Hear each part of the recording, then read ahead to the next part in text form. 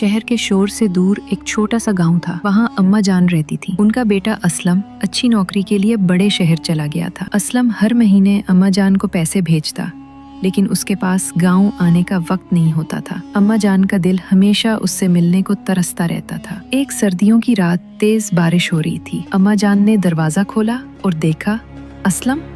असलम ने फौरन अम्मा जान को गले लगा लिया। माँ, मैंने सोचा था कि अगले महीने आऊंगा, लेकिन मुझे आपकी गर्मी बहुत याद आ रही थी। शहर के एसी कमरों में वो सुकून नहीं मिलता जो आपकी गोद में मिलता है। अम्मा जान की आंखों में आंसू आ गए। उन्होंने असलम के बालों को सहलाते हुए कहा, बेटा, ये पैसा और ऐशो आराम एक तरफ, मगर रिश्तों की गर्मी दुनिया की सबसे बड़ी दौलत है। आज तुम आ गए हो तो लगता है जैसे मेरे दिल का हर हिस्सा रोशन हो गया। उस रात असलम ने अम्मा जान के पास जमीन पर चटाई बिछाकर सोया। उस दिन उसे एहसास हुआ कि दुनिया की कोई दौलत माँ के प्यार और अपने घर की छत के सुकून का मुकाबला नहीं कर सकती।